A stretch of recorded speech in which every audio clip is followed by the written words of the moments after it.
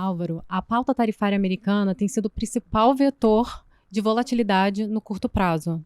Isso tem afetado o mercado de renda fixa aqui no Brasil? Tem pela oscilação na curva de juros, né?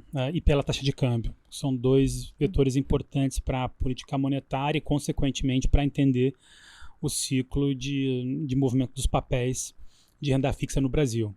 A gente viu uma oscilação muito grande na taxa de câmbio e na curva de juros. Da mesma forma, a gente viu momentos onde o mercado precificava corte de juros já para esse ano, em outros momentos onde já houve alguma normalidade, dado o cenário de inflação que o Brasil ainda possui, né, independente do que está acontecendo lá fora. Então, sim, a resposta é que isso tem colocado uma oscilação muito grande na curva de juros e, consequentemente, no nosso view para renda fixa. Perfeito. Vamos entrar em detalhes sobre isso. Vamos falar como o mercado de renda fixa se comportou em março e agora início de abril, né, que tem muita volatilidade aí. E vamos falar também sobre o mercado de crédito e como estamos nos posicionando. Acompanhe a gente aqui no programa Estratégias de Renda Fixa.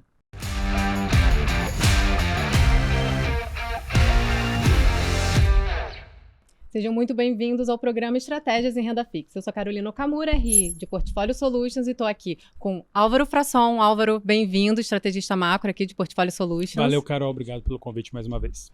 E Fred Cury, analista de crédito aqui do banco. Seja bem-vindo. Obrigado, Carol. Como você está? Muito bem.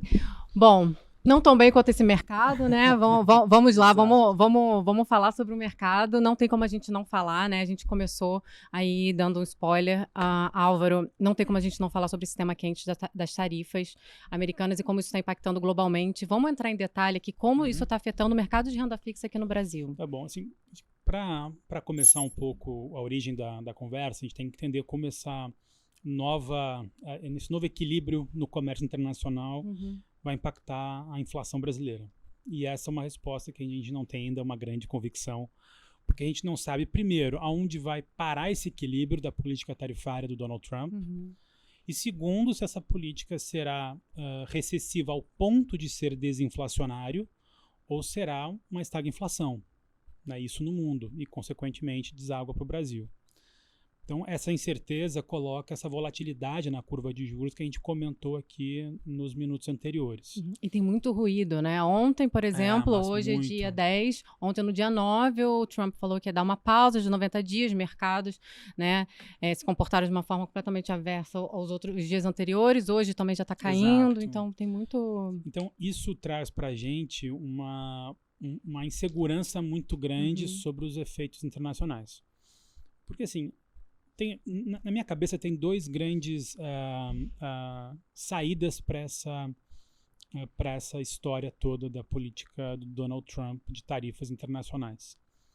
Ou vai prevalecer alguma racionalidade econômica, né, o que já vem acontecendo de alguma maneira, não só pelas negociações que o Donald Trump tem colocado com alguns outros países asiáticos que foram mais penalizados nessa história, mas pelo próprio setor corporativo americano, que tem alertado o presidente que isso vai gerar um choque nos preços de uma forma muito significativa, né?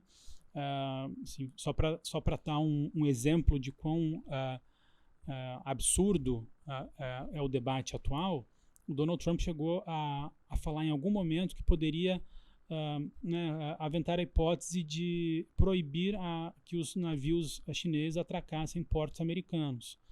E aí todo o setor do agronegócio americano bateu na porta do Donald Trump, falando, cara, como é que eu vou vender soja para a China se eles não vierem aqui pegar?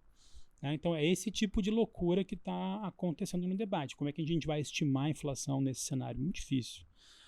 Mas assim, se a racionalidade ela prevalecer, o que deveria acontecer é um payoff de um equilíbrio melhor do que a gente tem agora. Uma redução das tarifas para todos os países e principalmente para a China. Nesse cenário onde o payoff volta a ter um equilíbrio mais racional, provavelmente a gente volta a ter um cenário do que era a inflação no mundo, nos Estados Unidos e no Brasil de 2 meses atrás. Né? Então, e aí uma inflação ainda desancorada no Brasil, com necessidade de uma Selic acima de 15%, aquela história toda que a gente já vinha falando nos últimos vídeos. Agora, se a alternativa for de fato essa irracionalidade de manter 125% de tarifas para a China, por exemplo, Daí podem sair diversos outros cenários, como, por exemplo, bom, dado que a China está sendo bastante ameaçada com tarifas e praticamente proibida de entrar no mercado americano com esse tanto de imposto, uma maneira que ela pode fazer, bom, então eu vou desvalorizar minha taxa de câmbio, meu yuan, porque eu torno minha exportação mais competitiva no mundo. Se a China parte para esse tipo de alternativa, isso consequentemente vai provocar uma depreciação muito grande nas moedas emergentes. E aí para o real ir para 6,50, R$7 nesse cenário, não é nada difícil de imaginar. E aí você tem um impacto muito grande nas expectativas de inflação.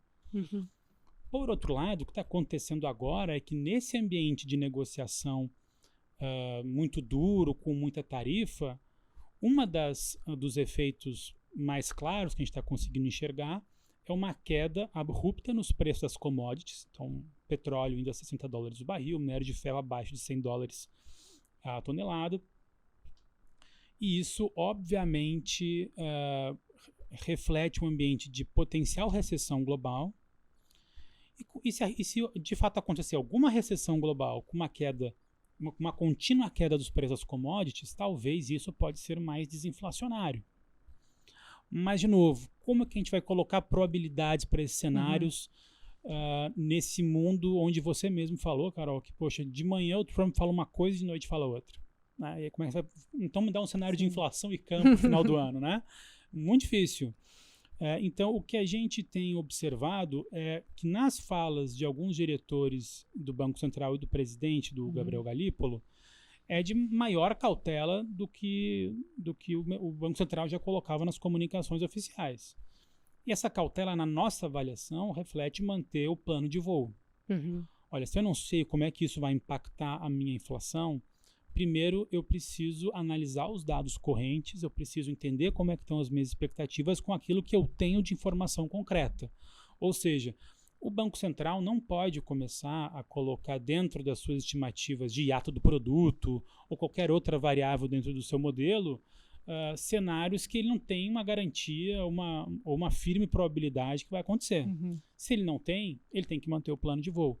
Por isso que na nossa interpretação, o Banco Central vai continuar com o ciclo de alta de juros, por mais uma, com certeza, porque ele já anunciou, mas potencialmente 2 reuniões parece ser o mais assertivo. Esse ano. Esse Relembra ano, aqui nas os nossos próximas investidores, qual a nossa projeção para o final do ano? Exato, são mais 2 altas de 50, Tá bom. né, por enquanto. De novo, tudo isso pode mudar caso haja uma definição desse payoff de política comercial que talvez o equilíbrio seja muito mais negativo do que a gente tem agora. Né? Mas dentro do que a gente tem de informação hoje, tem mais 2 altas de 50, dado que o Banco Central ainda tem uma inflação muito desancorada para trabalhar nesse horizonte relevante que ele atua de política monetária. Dito isso, a gente observa sim oscilação dentro da curva de juros, mas ela acho que diz mais sobre essa loucura da volatilidade do mercado americano e menos sobre a função de reação do Banco Central. Perfeito. É até bom essa análise que você fez, é perfeita para mostrar para o investidor que existe muito ruído, tem que ter cautela, né? Ainda não impactou diretamente, é difícil, né? Diretamente colocar a probabilidade dentro desses cenários aí do que a gente não tem certeza. Então, é um momento de cautela, observar, né? E ver dentro dos fatos. E aí, Fred, vou perguntar para você no mercado de crédito, né? Isso já chegou no mercado de crédito? Afetou? Como é que ele está se comportando? Ainda não, Carol. Acho que é bem isso que o Álvaro mencionou. Ainda os impactos mais gritantes, assim, que naturalmente podem desencadear se seguir essa entoada de política tarifária que o Trump tem adotado, obviamente pode causar algum tipo de estresse. Por hora, na verdade, isso não afetou ainda algum setor como um todo, ou uma empresa, pelo menos assim, do nosso universo de cobertura de análise, né, das principais empresas high grades também como um todo.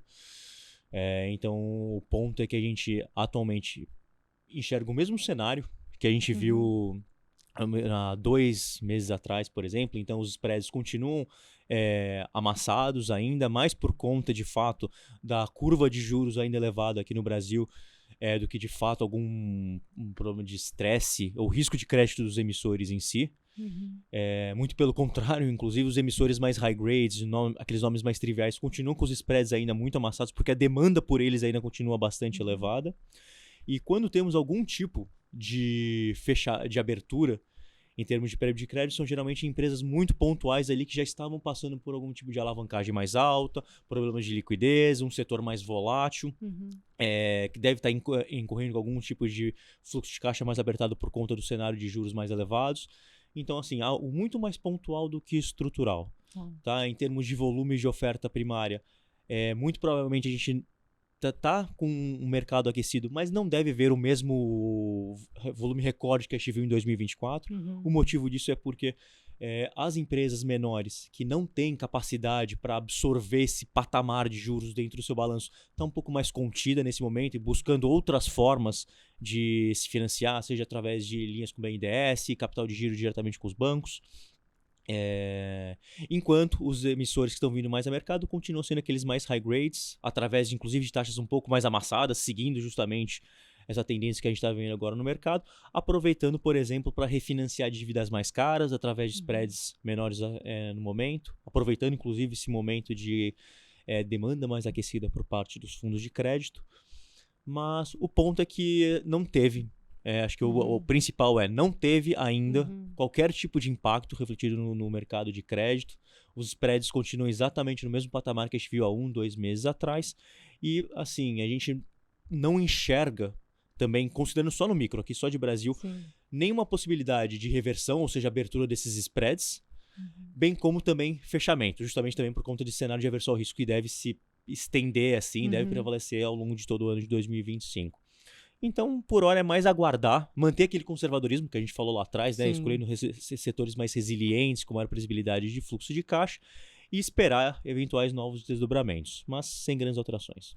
Perfeito. É até bom, você falando, né, para frente, Álvaro, a gente olhando em estratégia de alocação, a gente manteve a nossa alocação, como é que vocês estão olhando, dado esse cenário também, que não tem como não falar lá de fora, né, que impacta diretamente aqui, o que pode vir a impactar aqui o mercado de renda fixa? Legal. Assim, a gente já tinha uma posição mais conservadora, né, para renda fixa. Então, a nossa sobrealocação em pós-fixado, por exemplo, já era uma dessas posturas de redução de volatilidade e garantia de um custo de oportunidade muito alto. Então, se você ficar no pré, nessa volatilidade toda, poxa, é muito desafiador, né?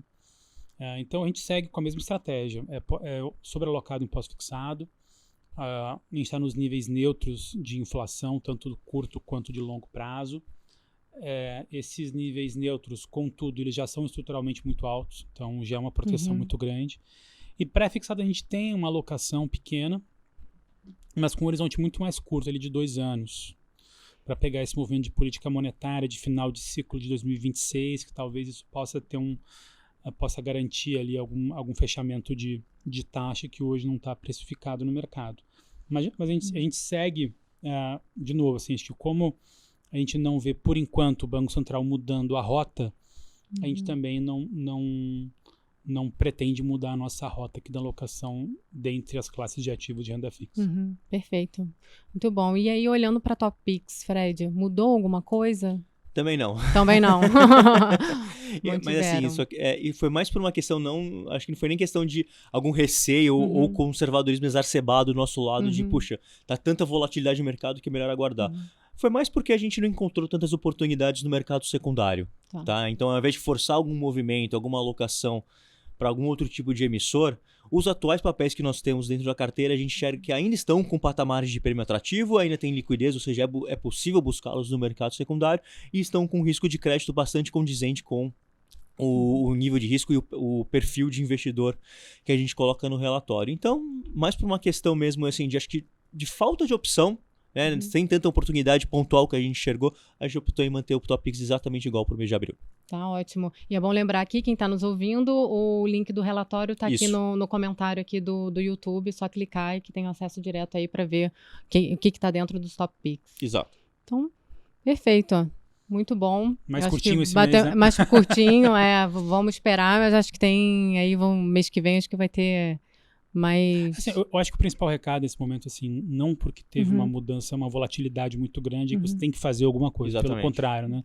Isso é Muitas fundamental vezes é você ter mais calma e observar os movimentos de mercado daqui para frente. O que a gente pode falar muito do nosso lado é que essas posições mais conservadoras já traziam uma volatilidade muito menor. Então, quem segue nossas alocações, com certeza observou ali uma oscilação muito menor na sua marcação a mercado do que pessoas que estavam com uma posição muito mais arriscada. E aí, assim, é o que a gente comenta com os nossos clientes. Assim, a gente está aqui para reduzir volatilidade, preservação de capital e para você ter um bom sono. Não adianta você estar no meio do dia ali tendo um infarte por conta dessas oscilações de políticas econômicas mais irracionais. E aí você tem que ter racionalidade na sua alocação para ficar menos sujeito a esse tipo de evento.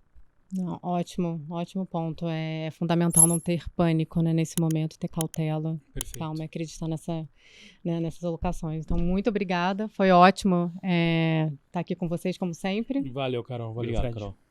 E obrigada a vocês que nos acompanharam até aqui. Esperamos vocês no próximo episódio.